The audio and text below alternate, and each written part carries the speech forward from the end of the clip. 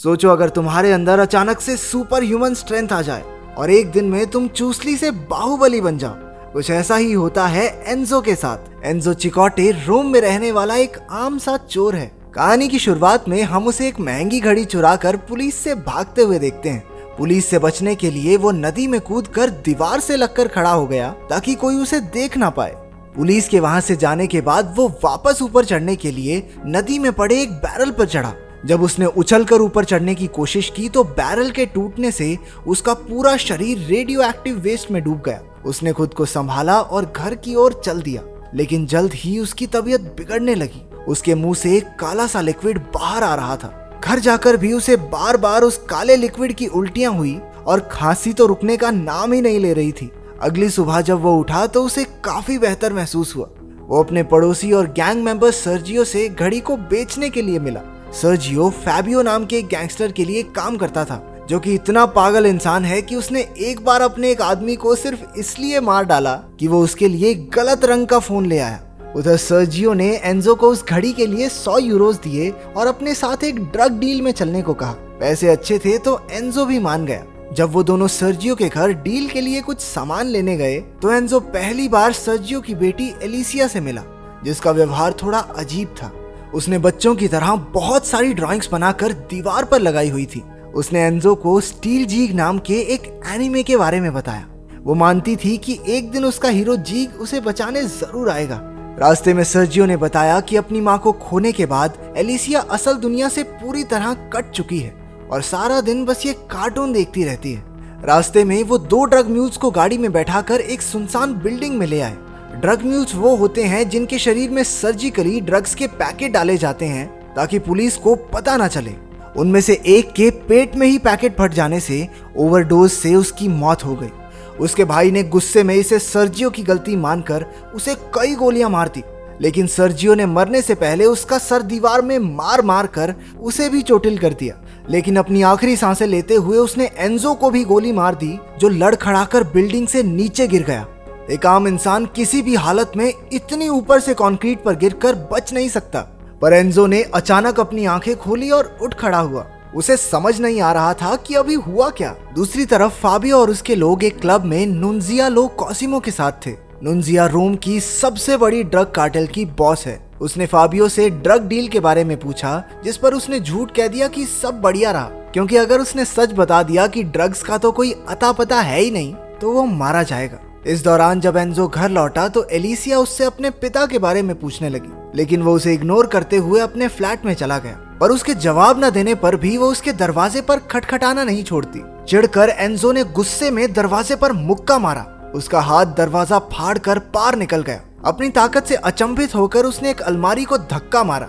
वो अलमारी तेजी से दीवार पर जाके लगी। वो समझ गया कि उस रेडियो एक्टिव वेस्ट की वजह से उसके अंदर सुपर ह्यूमन स्ट्रेंथ आ गई है। उस रात वो एक पूरी एटीएम मशीन को ही उखाड़ लाया। चुराए हुए पैसों से उसने अपने लिए अच्छा खाना खरीदा। बढ़ी हुई ताकत के साथ साथ उसके घाव भी जल्दी भरने लगे थे। उसके कंधे पर लगी गोली का घाव कुछ ही घंटों में पूरी तरह ठीक हो चुका था। नीचे फाबियो और उसके आदमियों ने एलिसिया से उसके बाप सर्जियो के बारे में पूछताछ शुरू कर दी। उन्हें लग रहा था कि सर्जियो ड्रग्स लेकर भाग गया। क्योंकि एलिसिया को सच में कुछ नहीं मालूम था तो वो चुपचाप वहां डरी सहमी खड़ी रही। अचानक एंजो खिड़की तोड़कर एक मास्क और हुडी पहने कमरे में दाखिल हुआ। अपनी सुपर ह्यूमन ताकत से उसने मिनटों में उनकी बकरी बना दी। गुंडे समझ गए कि वो एंजो से नहीं जीत सकते तो वो वहां से भाग निकले। एंजो एलिसिया को अपने फ्लैट में ले आया ताकि वो सुरक्षित रहे।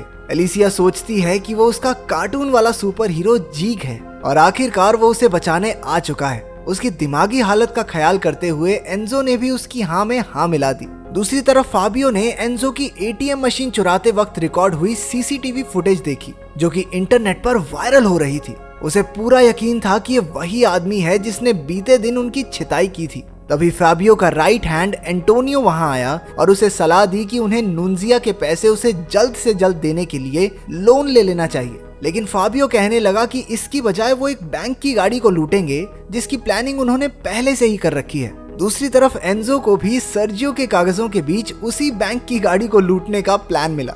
अगले दिन फाबियो और उसके लोग बंदूकों के साथ गाड़ी के आने का इंतजार कर रहे थे। लेकिन एंजो ने उनसे पहले ही गाड़ी को रोक कर सब कुछ लूट लिया। फाबियो ने एंजो पर गोलियां भी चलाई, लेकिन वो उनसे बचकर भाग गया। रात के समय एंजो और एलिसिया ने एक साथ बैठकर उसका फेवरेट एनिमे देखा। जब वो एलिसिया के थोड़ा करीब आया तो वो डर गई और जोर जोर से रोने लगी। पता चलता है कि किसी ने पास्ट में उसे सेक्सुअली अब्यूज किया था। अगले दिन वो एंजो से बार बार उसके पिता को बचाने के लिए कहने लगी। वो उसे एक बंद अम्यूजमेंट पार्क में लेकर आया, जहां वो अपनी ताकत से बिना बिजली के उन राइड्स को चलाने लगा।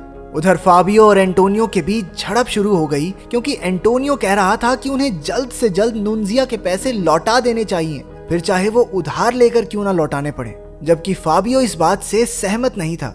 एंटोनियो के उसकी बात न सुनने पर फाबियो ने गुस्से में अपने कुत्ते उस पर छोड़ दिए। उन्होंने एंटोनियो को मार डाला। दूसरी तरफ एंजो ने मॉल से एलिसिया को एक प्रिंसेस ड्रेस दिलवाई, जो वो हमेशा से चाहती थी। बाद में एंजो ने उसे सर्जियो की मौत के बारे में बताया। वो रोते हुए कहने लगी कि एंजो ने उसके पिता को बचाया क्यों नहीं। बैंक की गाड़ी से पैसे चुराने की खबर सुर्खियों में छा गई और एंजो सुपर क्रिमिनल के नाम से फेमस हो गया। फैबियो भी अब ऐसी सुपर ह्यूमन ताकत हासिल करना चाहता था। एंजो से नाराज होकर एलिसिया एक बस में चढ़ गई, लेकिन एंजो ने अपनी ताकत से बस को आगे बढ़ने से रोक दिया। उसने अंदर आकर एलिसिया से माफी मांगी। वो उसके साथ चलने को राजी हो गई, लेकिन एंजो ये भूल गया था कि उसने अपनी टोपी और मास्क नहीं पहना है। जब उसने आसपास देखा तो हर तरफ से लोग उसकी वीडियो बना रहे थे। वो जल्दी से एलिसिया को लेकर वहां से चला गया। इस दौरान कोई दूसरा चारा न बचने पर फैबियो ने अपनी एक डीलर दोस्त से कुछ पैसे उधार लिए, ताकि वो नुन्जिया के पैसे दे सके। जल्द ही नुन्जिया भी अपने लोगों के साथ वहां पहुंच गई। समय पर उसके पैसे ना मिलने पर वो बहुत गुस्सा थी। जल्द ही दोनों गुटों में लड़ाई हो गई और वहां गोलियां चलने लगी। आखिर में सिर्फ नुन्जिया और फाबियो ही जिंदा बचे। अपने अड्डे पर पहुंचकर फाबियो ने देखा कि उसके सारे आदमी मारे जा चुके थे। तभी एंजो की बस को रोकने वाली वीडियो टीवी पर दिखाई गई। फाबियो ने तुरंत उसका चेहरा पहचान लिया और उसे ढूंढने निकल पड़ा।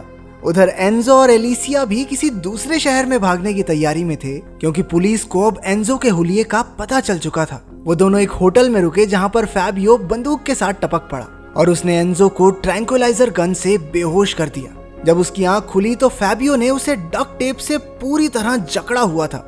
उसने एलिसिया की जान के बदले उसे अपनी सुपर ह्यूमन स्ट्रेंथ का राज बताने को कहा। एलिसिया की जान बचाने के लिए एंजो उसे नदी किनारे ले गया और पूरी बात बताई। फैबियो को उसकी बात पर भरोसा नहीं हो रहा था। उनकी बातचीत के दौरान नुन्जिया अपने लोगों के साथ वहां आ पहुंची और उन पर गोलियां चलाने लगी। इस अंधाधुंध फायरिंग में फैबियो और एलिसिया दोनों को बहुत सारी गोलियां लगी। अपना बदला लेने के लिए नुन्जिया ने फैबियो के शरीर को जलाकर नदी में फेंक दिया। अपनी आखिरी सांसें ले रही एलिसिया ने एंजो को अपनी शक्तियों से लोगों की मदद करने को कहा, चाहे उसके शरीर में कितनी भी ताकत क्यों ना हो। एंजो इस समय खुद को बहुत बेबस महसूस कर रहा था। अगले दिन फैबियो पानी से निकला। उसके अंदर भी एंजो की तरह सुपर ह्यूमन स्ट्रेंथ आ चुकी थी। वो सीधा नुन्जिया के अड्डे पर गया और वहां मौजूद सभी लोगों को मार दिया। उसने उन्हें मारते हुए अपनी वीडियो भी बनाई, ताकि वो एंजो की तरह फेमस हो जाए। दूसरी तरफ एंजो एलिसिया की मौत के बाद हताश होकर इधर उधर भटक रहा था। अचानक उसके पास एक गाड़ी का एक्सीडेंट हो गया। उसने अपनी शक्तियों का इस्तेमाल करके एक छोटी बच्ची को जलती हुई गाड़ी से बचाया। बच्ची की मां ने उसका बहुत एहसान माना। कुछ देर बाद उसने टीवी पर फाबियो को देखा, जिसने बताया कि वो रोम के सबसे बड़े स्टेडियम को बम से उड़ाने वाला है, सिर्फ इसलिए कि उसका मन है। कोई रीजन नहीं है इसके पीछे उसका। एंजो जल्दी से स्टेडियम पहुंचा, जहां पर हजारों लोग मैच के स्टार्ट होने का इंतजार कर रहे थे। पार्किंग एरिया में उसे फैबियो मिला, जिसके हाथ में बम का रिमोट था। उनके बीच जबरदस्त लड़ाई हुई, लेकिन फैबियो मौका देखकर स्टेडियम के अंदर की तरफ भागा। एंजो ने उसका पीछा किया, लेकिन इससे पहले कि वो उसे रोक पाता, फैबियो ने बॉम्ब को एक्टिवेट कर दिया। एंजो ने बॉम्ब को उठाया और नदी की तरफ भागा, ताकि वो बॉम्ब को लोगों से दूर पानी में फेंक सके। वो उसे फेंकने ही वाला था कि तभी फैबियो ने उसे धक्का देकर गिरा दिया। बॉम्ब ब्रिज पर ही गिर गया और उसे एक्सप्लोड होने में लगभग 1 मिनट ही बचा था। जब वो फटने ही वाला था तो एंजो ने फैबियो और बम के साथ ब्रिज से छलांग लगा दी। उस धमाके में फैबियो मारा गया और उसका सर धड़ से अलग होकर ब्रिज पर गिरा। सबको लगा कि एंजो ने भी इस धमाके में अपनी जान दे दी, लेकिन आखिरी सीन में हमने उसे दूर खड़े शहर को निहारते हुए देखा। अगर आपको चुनने का मौका मिले तो आप कौन सी सुपर पावर चूज करेंगे? कमेंट्स में जरूर बताना। मिलते हैं अगली वीडियो में।